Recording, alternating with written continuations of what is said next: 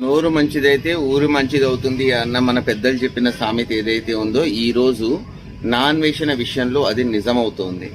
Reason ఏంటి అంటే Hyderabad CCS పోలీసులు ఏదైతే ఎఫ్ఐఆర్ సీరియస్గా ఫైల్ చేశారో మెటాకి అంటే మన ఇన్స్టాగ్రామ్ కంపెనీకి పంపించిన డీటెయిల్స్ని బేస్ చేసుకుని ఈ ఎఫ్ఐఆర్ తోటి ఒక వైలెన్స్ని రెచ్చగొట్టేటట్టు వ్యాఖ్యలు చేసే వాళ్ళని సోషల్ మీడియాస్ ప్లాట్ఫామ్ ఏదైతే ఉందో వాళ్ళని రిపోర్ట్ చేసినప్పుడు ఇన్వెస్టిగేట్ చేసి ఆ పర్టికులర్ పర్సన్ అకౌంట్ని బ్లాక్ చేయడం అనేది జరుగుతుంది. అలానే సిసిఎస్ పోలీసులు ఇచ్చిన ఇన్ఫర్మేషన్ వాళ్ళు ఇచ్చిన కంప్లైంట్ని బేస్ చేసుకుని మెటా ఇన్స్టాగ్రామ్ వాళ్ళు నిన్న నా అన్వేషణ ఇన్స్టాగ్రామ్ ప్రొఫైల్ని బ్యాన్ చేయడం అనేది అయితే జరిగింది.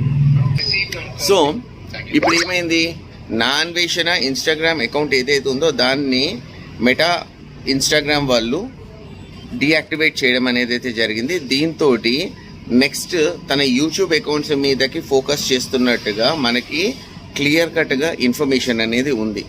ఈ టోటల్ ఎపిసోడ్ని కొంచెం సీరియస్నెస్ క్రియేట్ చేయడానికి ఎవరు చేశారు అన్నది కనుక చూస్తే నా అన్వేషణ వ్యూయర్స్ ఎవరైతే ఉన్నారో వాళ్ళే దీన్ని పర్టికులర్గా సీరియస్గా చేశారు.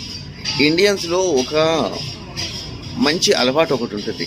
ఏంటి అంటే మంచి చేస్తే నెత్తి నెట్టుకుంటారు, అదే గనక అధర్మంగా ఉంటే పాతాళానికి తొక్కేస్తారు. సో మంచి చేసిన అన్వేషణ ఏం చేశాడు అంటే మేబీ తన అజెండా ఏదైనా కావచ్చు, కానీ తను మంచి ఏం చేశాడు అంటే సింపుల్ ఒకటే, బెట్టింగ్ యాప్స్ మీద ఏదైతే ఫైట్ చేశాడో ఆ బెట్టింగ్ యాప్స్ మీద చేసిన ఫైట్ జనాలకి నచ్చి నాన్వేషణకి కొన్ని కోట్లలో డబ్బులు సంపాదించే ఒక అవకాశాన్ని ఇచ్చారు. అదే నా అన్వేషణ మన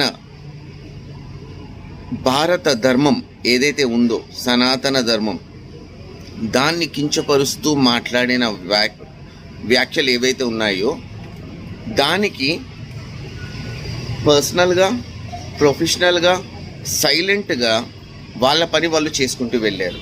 ఎప్పుడైతే మనకంటూ ఒకటి ఉంది, ప్రశంసిస్తే నలుగురిలో ప్రశంసించు, కించపరుస్తే సైలెంట్గా చెయ్యి, అదే పద్ధతి మనలో ఉన్న ప్రతి ఒక్కరు నా అన్వేషణ విషయంలో ఫాలో అయ్యారు. ఎప్పుడైతే తనని ప్రశంసించాల్సిన టైం వచ్చిందో అప్పుడు పబ్లిక్గా వచ్చి వి సపోర్ట్ అని చెప్పారు.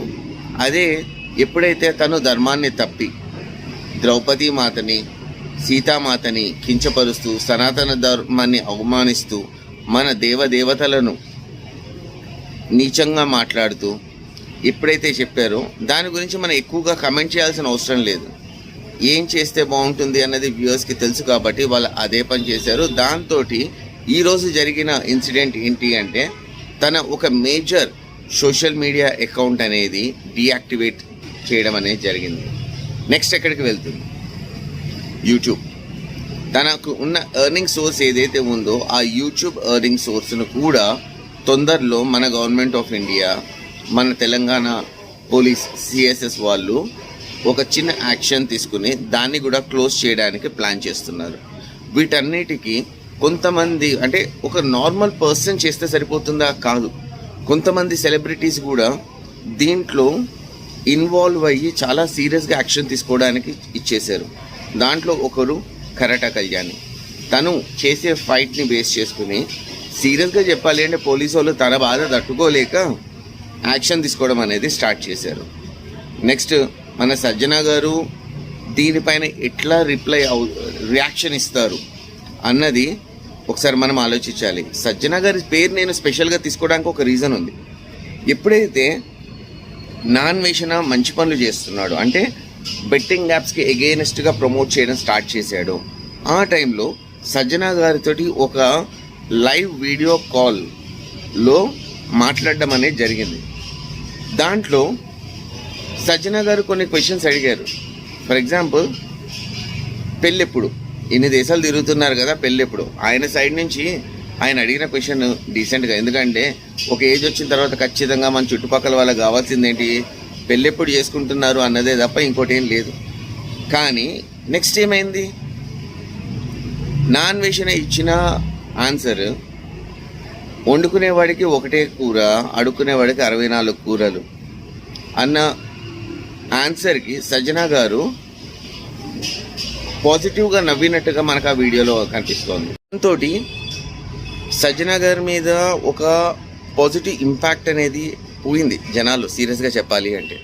కానీ తను హైదరాబాద్ కమిషనర్ అయిన తర్వాత తను తీసుకుంటున్న యాక్షన్స్ని బేస్ చేసుకుని, అఫ్కోర్స్ కొన్ని కామెడీగా ఉన్నాయి. ఒక కమిషనర్ అయినా ఎవరైనా సరే పొలిటికల్ ప్రెషర్స్ ఏవైతే ఉంటాయో దానికి తగ్గట్టుగా వాళ్ళు వెళ్తారే తప్ప మిగతాది వాళ్ళు చేయడానికి కూడా ఏముండదు. ఎంత పెద్ద డిప్లొమాట్ అయినా సరే ఒక పొలిటీషియన్ చేతిలో ఆట బొమ్మనే అవ్వాలి, లేదు అంటే వాళ్ళు వీళ్ళతో ఆడుకుంటారు. సో నో హార్ట్ ఫీలింగ్స్ సజ్జన గారు. కమింగ్ బ్యాక్, ఏదైతే మనం నా అన్వేషణ గురించి మాట్లాడుతున్నామో, నా అన్వేషణ టైం దగ్గర పడింది అన్నది మనలో ప్రతి ఒక్కరికి చాలామందికి తెలుసు. కానీ ఆ టైం కోసము మీరు నేను అందరం వెయిట్ చేస్తున్నాం. ఇప్పుడు ఆ టైం నా అన్వేషణకి స్టార్ట్ అయింది. ఏం స్టార్ట్ అయింది? నా అన్వేషణ ఎప్పుడైతే ప్యానిక్ సిచ్యువేషన్లోకి వచ్చాడో, ఈ ప్యానిక్ సిచ్యువేషన్లో కొన్ని వీడియోస్ చేశాడు. ఏంటి, పాజిటివ్గా తీసుకెళ్దాము అని చెప్పేసి కొన్ని కాన్సెప్ట్స్ డిజైన్ చేసుకుని అందులోకి వచ్చాడు. దాంట్లో ఒక కాన్సెప్ట్, ఎవ్రీడే 5 o'clockకి నేను ఫీమేల్ ఆడియన్స్ తోటి లైవ్లో ఉంటాను. కాకపోతే అక్కడ ఏంటి, బౌన్స్ బ్యాక్ అయింది, వాళ్ళు రివర్స్ అవ్వడం స్టార్ట్ చేశారు. దాంతో అది పర్టికులర్ థింగ్ ఆపేయడం జరిగింది. మంచి విషయాలు చెప్దాము అని చెప్పి ట్రై చేసి దాన్ని కూడా తన స్టైల్లో ఎటకారంగా చెప్పడం స్టార్ట్ చేశాడు. రిసీవింగ్ పవర్ తగ్గింది. రీజన్ ఏంటి అంటే, నిన్ను మెచ్చుకున్నప్పుడు ఇవే ఎటకారాలు నచ్చాయి జనాలకి. ఎప్పుడైతే ధర్మాన్ని తప్పి ఒక పర్టికులర్ ఇన్సిడెంట్ మీద కమెంట్ చేశాడో, ఒక సాఫ్ట్ ఫీలింగ్ ఏదైతే ఉంటుందో ఆ ఫీలింగ్ పోయింది. దాంతో మనము నవ్వినా సరే అది వెకిలి నవ్వుగా తీసుకుని జనాలు రివర్స్ అవ్వడం అనేది స్టార్ట్ అయింది. దాంతో గ్రాడ్యువల్గా వ్యూవర్షిప్ అనేది తగ్గుకుంటూ వచ్చింది. టు బి వెరీ ప్రిసైజ్ చెప్పాలి అంటే, ఈ నెల నా అన్వేషణ 8 నుంచి 10 లక్షలు కూడా సంపాదించలేదు. తన దగ్గర 8 కోట్లు ఉన్నాయి, నాకేం కాదు, నేను అది చేసేస్తానన్నాడు కదా. ఇండియాలో 8 కోట్లు ఉంటే ఒక విల్లా తీసుకోవచ్చు, ఎఫ్డీ చేసుకోవచ్చు, పెట్టుకోవచ్చు. బయట ఎక్కడ సరే మలేషియాలో ఉన్నాడు అనుకుందాం, వాళ్ళ ఒక్కటి మనకి ఇక్కడ 5 కడితే వాళ్ళకొకటి, అంటే 8 కోట్లు కాస్త 1 కోటి అయిపోయింది. ఎన్ని రోజులు బతుకుతాడు? ఇంకొక 2 నెలల్లో నా అన్వేషణ ఛానల్ డౌన్ అయ్యి మ్యాక్స్ టు మ్యాక్స్ 1-2 లక్షలకు వచ్చేస్తుంది. దాంతో సర్వైవల్ కూడా కుదరదు. కాబట్టి మీకు నాకు నా అన్వేషణ ఒక కేస్ స్టడీ కిందకి తీసుకుందాం.